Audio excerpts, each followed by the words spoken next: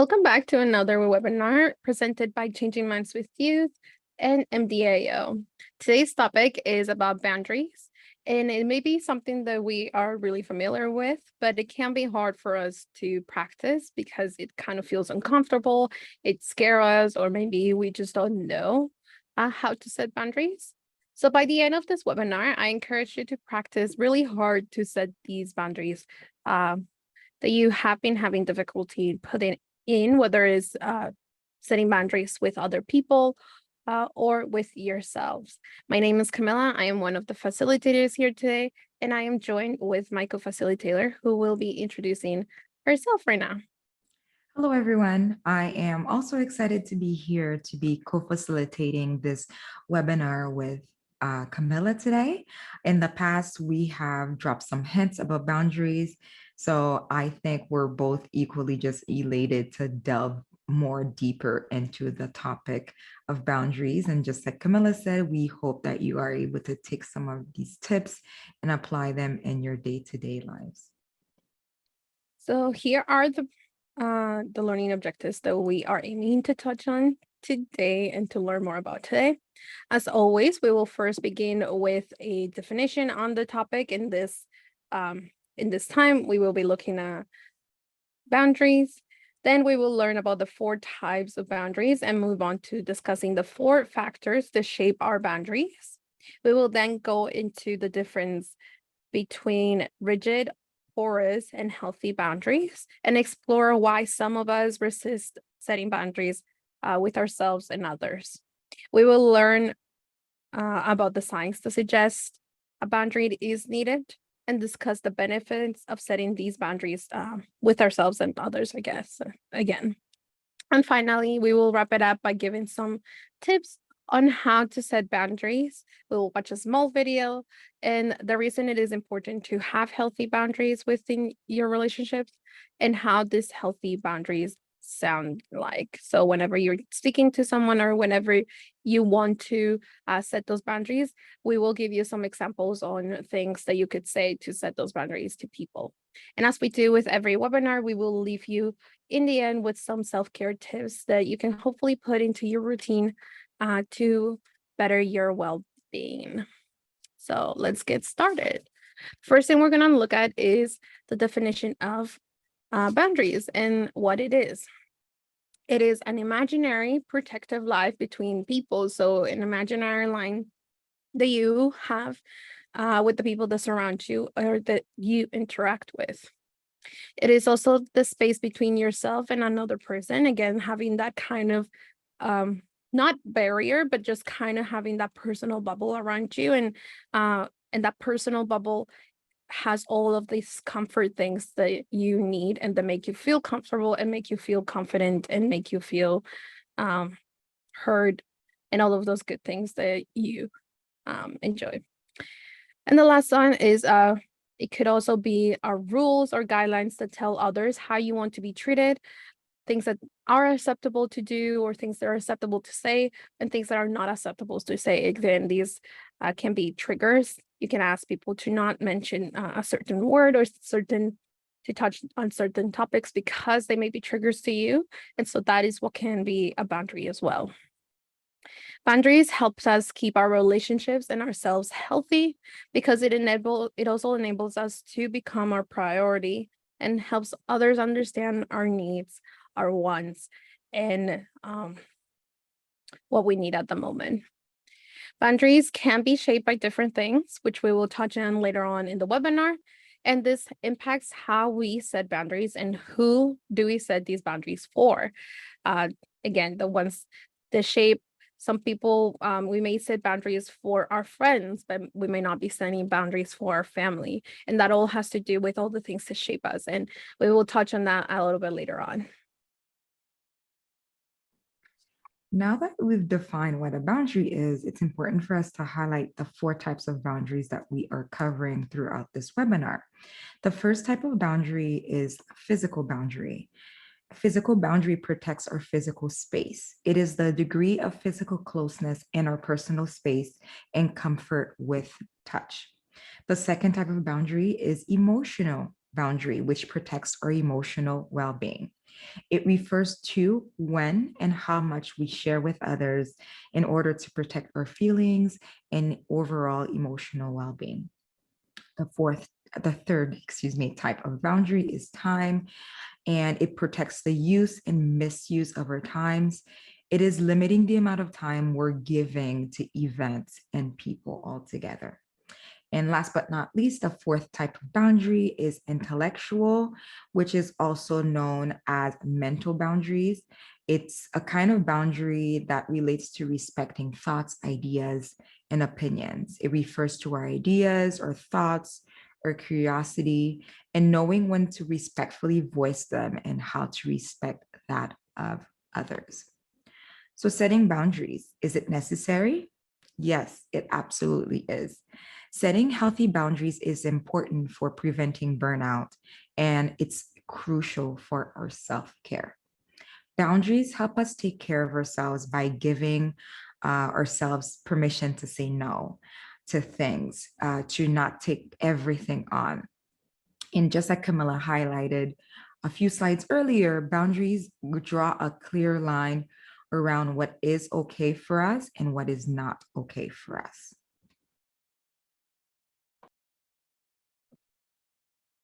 So here are the examples that we have for things to shape our boundaries. There's a few more, but I will touch on these right now. The family dynamic is the first one. Again, this comes to, we're talking about like authority figures. Sometimes we are hard to shape our boundaries because we see these authority figures are the ones who take on most of the roles there. So they're the ones who set the boundaries in the household. But also it can depend on what your role is in the family dynamic. So if you again higher up, you're more likely to set boundaries in the household, but if you're lower down in the family dynamic, you are less likely to have those boundaries be met or even have those included within your family dynamic. The next one is life experiences. And again, these are boundaries that are shaped by the things that you have experienced. So if you've had your boundaries be neglected for a long time, you're most likely to not set those boundaries later on because you have that experience that, oh, I won't be having these boundaries but be met by anyone else because I haven't been hurt in the past. Or if you've set a lot of boundaries and everybody seems to do it, but again, these boundaries are not really healthy. You're doing these boundaries towards like your friends, your coworkers, but then boundaries in your family or are not the best ones. You keep those in the same thing and you won't change them. But you'll continue to grow and change those boundaries within your coworkers and your friends. The next one is religion. And I feel like that's pretty self-explanatory. And the last one is culture, which I have an example for. It is difficult to set boundaries within my family and my extended family particularly. It's even more hard because in our culture, boundaries are not a topic that is widely known about. In fact, a lot of people from my culture, a lot of people in my family and my extended family may be resistant to setting boundaries because they are not respected or understood by others. So sometimes when we're talking about like, if you're talking to your close sibling or cousin about something very personal, but you are kind of setting those boundaries that, hey, this is staying between us two. Sometimes these are not respected because they don't understand like what's the problem of not talking to this with the rest of their family, right? So when they see these boundaries of, oh, this only stays between us and our family, that's how they see it. And it's not really how you meant it. You probably meant it between you and that person and nobody else, but then everybody else in your family and your extended family knows about it. And it's because these boundaries are either not there, they're not understood. People don't understand that, oh, you meant just between us two, not everybody else included. And that has to do a lot with culture, at least in my point of view. If you can think of any other examples of how boundaries are shaped, you can pause the video right now. I have two. They can also be shaped by where we live, and they can also be shaped because of our personality type. Thank you for sharing those examples, Camilla. I think we both come from very strong cultures that don't necessarily always understand boundaries. They often view boundaries as some sort of disrespect, when in reality it isn't. On the flip side of things, boundaries are not always necessarily healthy. And this is what we're going to look at in this slide here. And this is why it's important to establish ways to make our boundaries healthy. Boundaries can be rigid, and our boundaries can be rigid if, by keeping other people away, not asking for help, becoming protective of information, make us more detached, avoid intimacy, avoid close relationships, avoid possibility of rejection, and keeping everyone out. Boundaries can also be porous, where we overshare personal information. That's the other side of not sharing anything at all, struggling to say no. And I know a lot of us struggle with saying no, or leaving no as a complete sentence. When boundaries are porous, we are easily influenced by the opinions of others, and we feel responsible for the happiness of others. That's people pleasing. We get involved in the problems of other people, not minding our business and drinking our water. And we may easily accept disrespectful behavior, being fearful of rejection, and being fearful of letting anyone in. Healthy boundaries, on the other end, means that we are able to say no without feeling any guilt. We value our own opinion.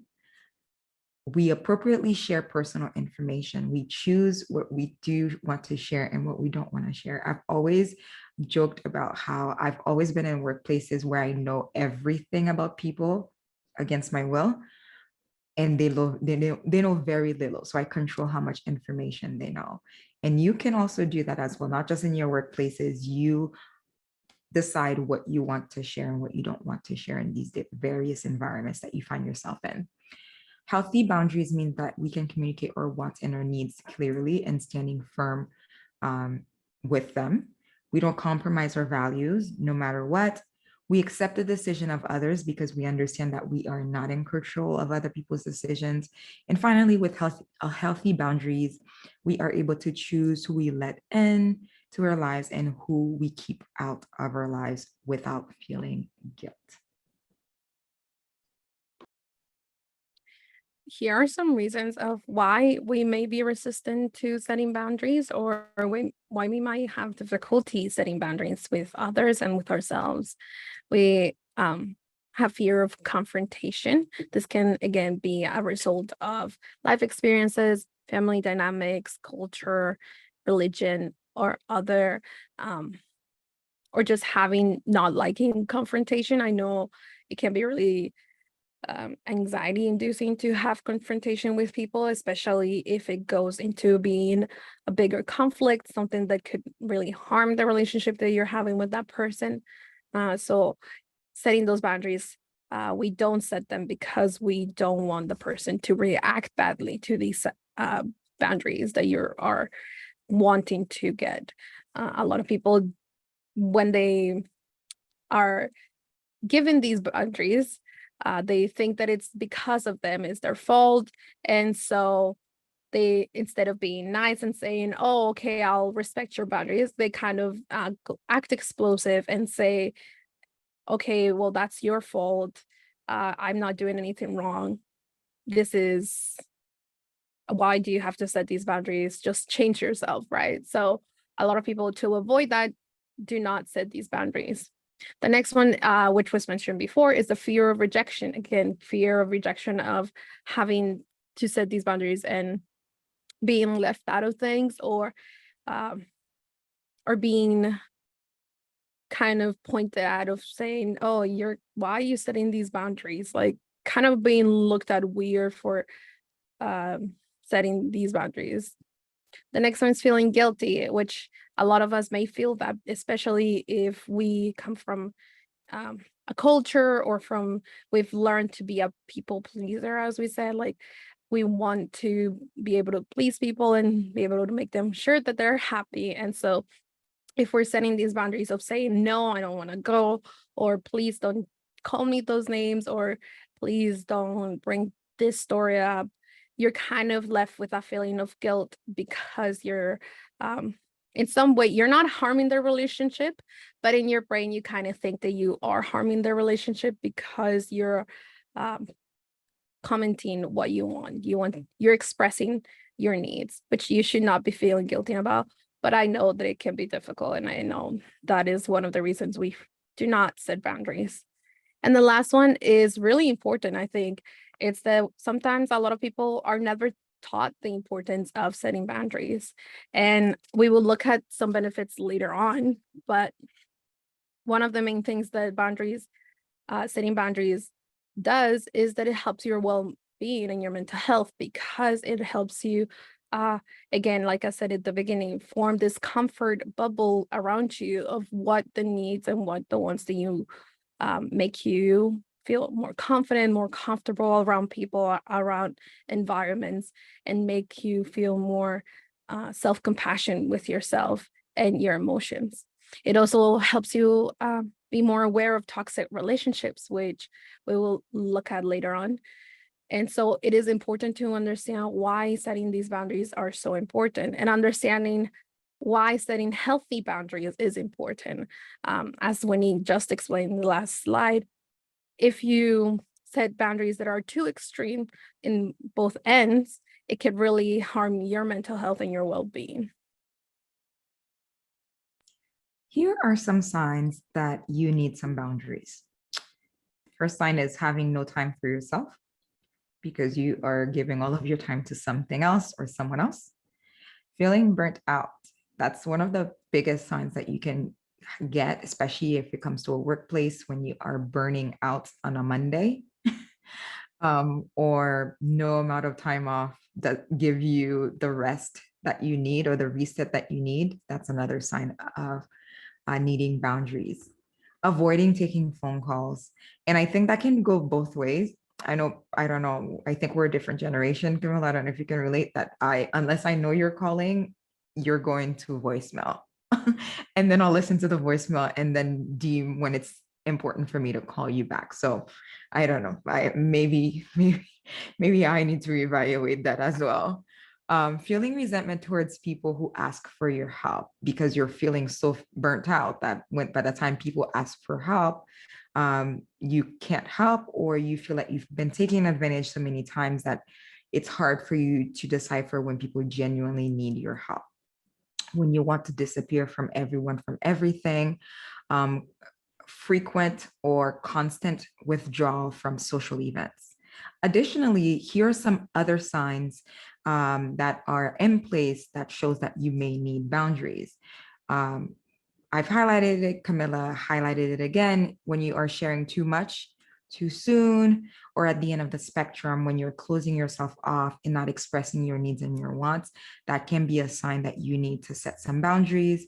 When you are feeling responsible for other people's happiness, when you have a weak sense of your own identity, and when you base how you feel about yourself based on how other people treat you, that's a big sign that you need some boundaries. When you allow others to make decisions for you, and when you do allow that, consequently, what happens is that you feel powerless and you do not take responsibility for your own life. So these are the signs, some of the signs that we think is worth examining. It might require some self-reflection on your end and see, okay, do I have any of these signs? Am I showing any of these signs? It might be time for, for you to set some healthy boundaries in your day-to-day life. Yeah, and so as there is some signs that you need boundaries, after you've kind of realized what these are and you've set these healthy boundaries, you can finally hopefully see the results of setting these boundaries. And here are some benefits of setting boundaries. The first one is you experience less anger and resentment. Again, because you're setting those boundaries, you're probably having less conflict with your relationships, which is also a benefit, and it's having fewer relationship conflicts with others. You have more time and energy to do the things that really matter to you or the things that you really want. And having, I would also add to that, having some time for you to self take care of yourself, to be more compassionate with yourself.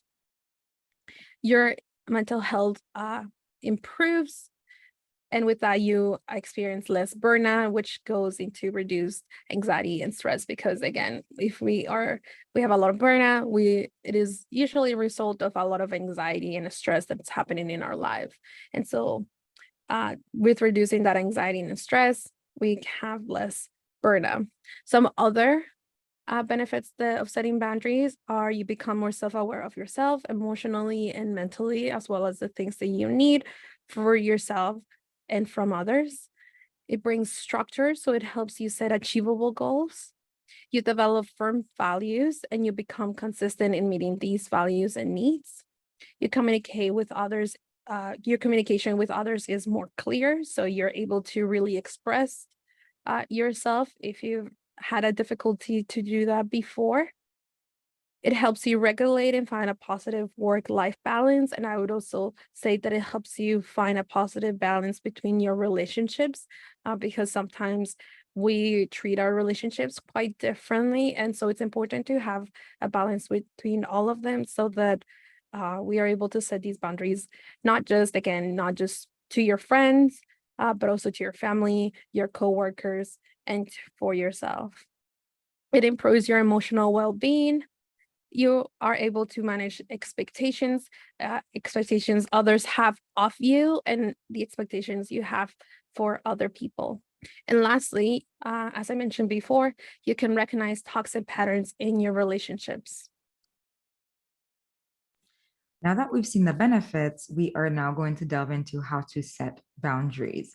So it's a two-part, this section of the presentation. We are going to give you some that are listed here, and then we're going to watch a video that will have additional tips. So we're going to watch that video immediately after this slide. So the first way we can set boundaries is by defining. So it's important for us to determine what boundary needs to be set. The second way is to communicate it, practice saying no to something that we do not want to do. The third way is keeping it simple. Be clear on what you need and don't overstate it. We often tend to over-explain because boundaries do feel uncomfortable. So it's important for us to try and keep it simple. I need some time to myself. No, I will not be going there. I do not want to engage in this conversation, period. And then fourthly, set consequences and communicate it. If blank doesn't happen, then blank will happen. In the example it says here, if you continue to make hurtful jokes about me, I won't continue to hang with you. Here are some additional tips.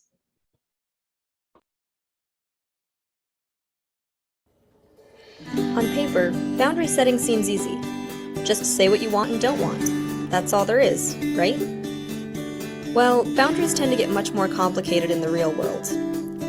Saying what we don't want isn't always easy, and following through on our own rules can feel like an impossible task. So how can we realistically set and stick to healthy boundaries? Well, we can start by knowing our wants, fears, and limits. This may sound simple, but how often do we really list out what we expect from a relationship? If you find yourself at a loss for what you need, think back on a past relationship and consider what made it feel safe and supportive, or what made it scary and dangerous.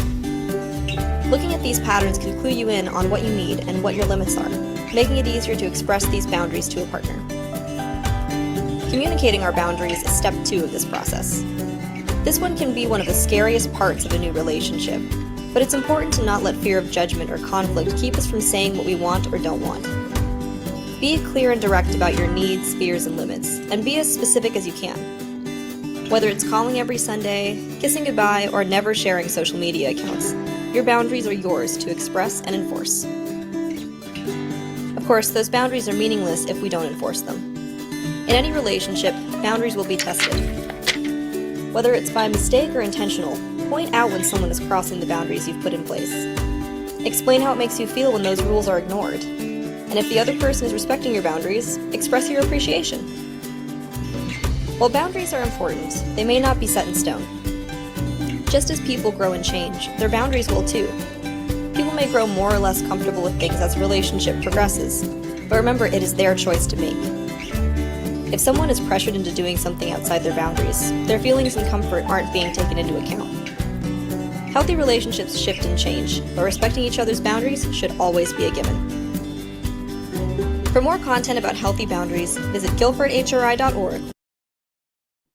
It's important for us to note as well that all of these tips are not just for romantic relationships. They are for different types of relationships. It can be friendships, platonic relationships.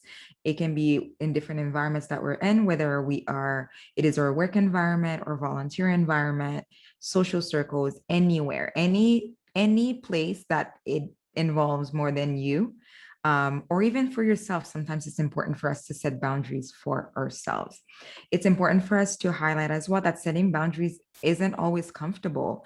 And setting boundaries, people may push back if you say no to some things, or try to communicate your needs more clearly. People may try to test your limits, even though you have verbalized your boundaries, because people want to just see how serious you are about drawing the line.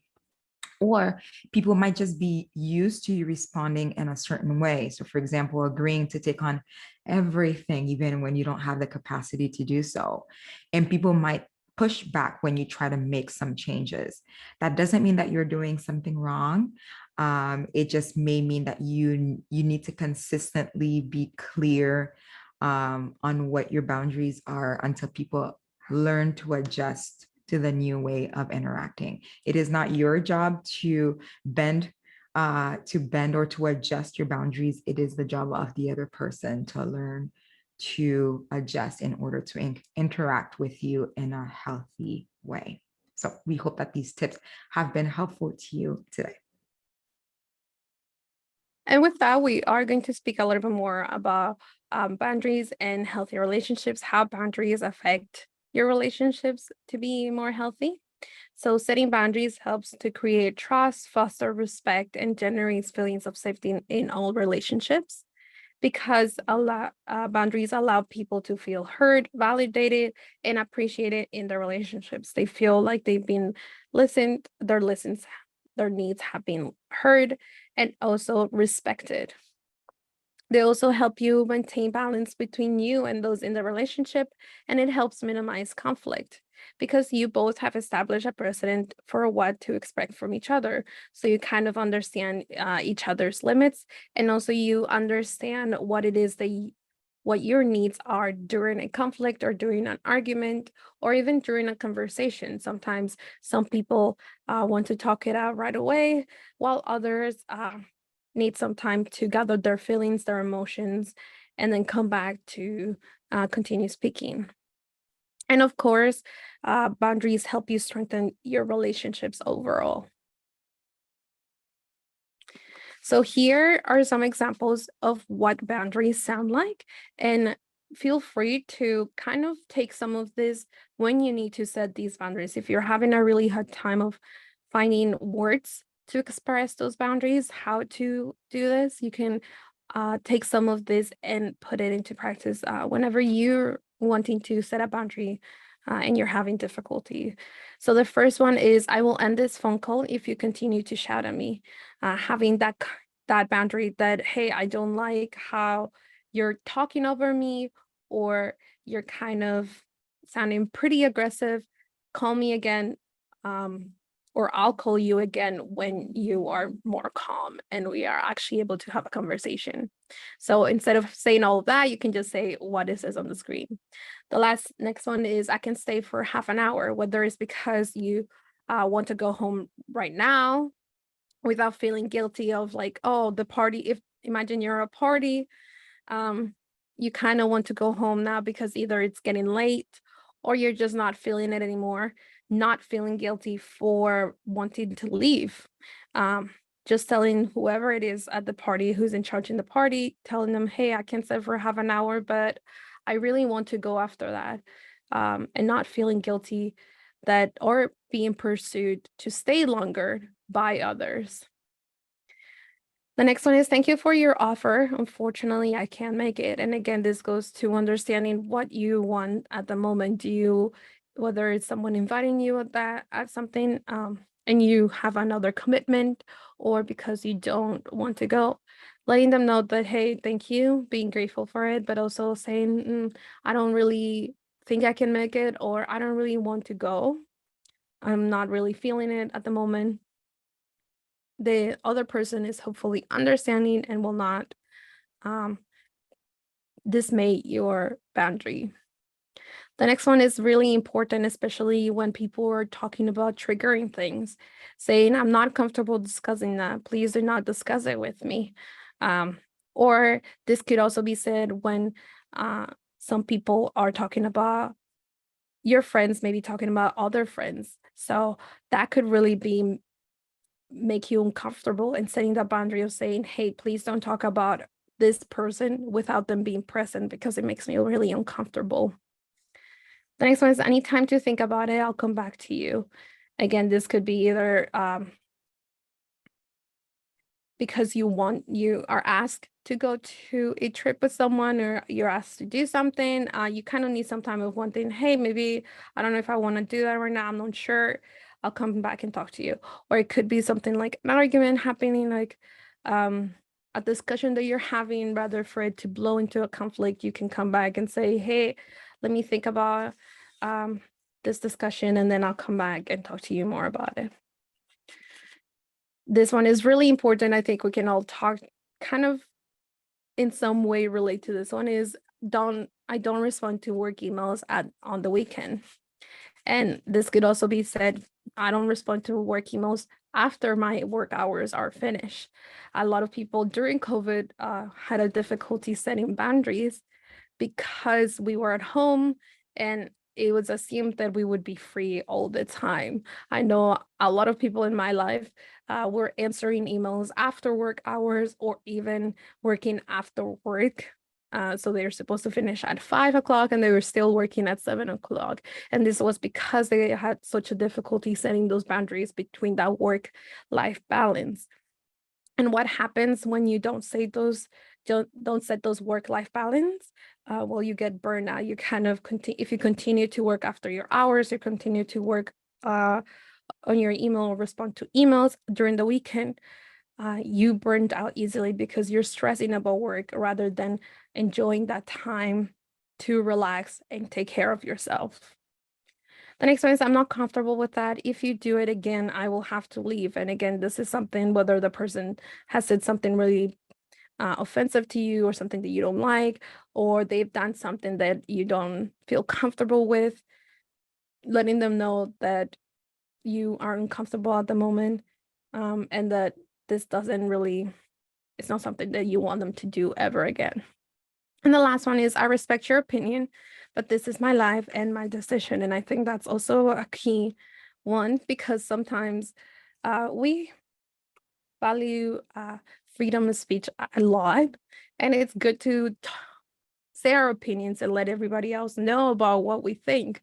But it's important for us to understand that just because we have an opinion, it doesn't mean, especially about someone's life or someone's body, it doesn't mean that they're going to go and follow their life according to your opinion, because they have their own ways of doing their life, their own values, beliefs, and expectations of things they want to do with their life and their body.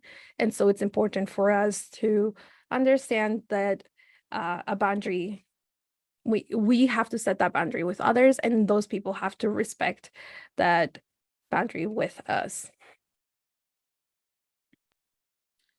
So now that we've seen what boundaries sound like, what they look like, it's important for us to wrap up per usual with some self-care that centers around our topic for the day, which is boundary. So what we're going to do is we're going to wrap it up with some statements that we can, affirming statements that you can practice every day until setting boundaries become a little bit more comfortable. And it's important for us to note that, again, it's not easy to voice your boundaries and stick to them, that it's something that takes practice. And over time, you can hopefully get more comfortable at setting them. I don't think it's something that you're ever always going to master, because we're always in new, different environments, whether that's work, whether that's school, whether that's social. So in every single new place that we set our foot into, new sets of boundaries are going to have to be established, and it just gets it gets a little easier, but it's never fully easy. So here are some affirming statements that you can practice. I will take care of myself first. I will not allow others to guilt or manipulate me into doing things I am not comfortable with. I will stand up for myself and voice my opinions with confidence. I will not hold myself responsible for the things beyond my control. Important. I will communicate openly and when I need to, assertively. And finally, I will not let my happiness depend on other people. Healthy boundaries are necessary components for self-care. When we talk about self-care in every realm and every different presentations that we've done, unless we have healthy boundaries attached to these self-care, they're futile. Without boundaries, we feel depleted, we feel taken advantage of, taken for granted, or intruded upon, especially even if it's our work or personal relationships. Poor boundaries, like Camilla highlighted before, may lead to resentment, hurt, anger, and burnout. So it's very important for us to find ways to set our boundaries by defining the boundary, communicating it, keeping it simple, setting consequences, and communicate what the consequences are. Again, it's not always comfortable, and people may react differently to the boundaries that you're setting, especially if you're not someone who's used to setting boundaries. But we want you to try and practice setting boundaries for yourself and setting boundaries for the people around you today, in order for you to continue to evolve into the best version of yourself. We'll leave you with these tips for today. We hope that you are able to rise whatever it is that comes your way to rob you of your peace this week. Until next time, take good care. Goodbye. Bye bye.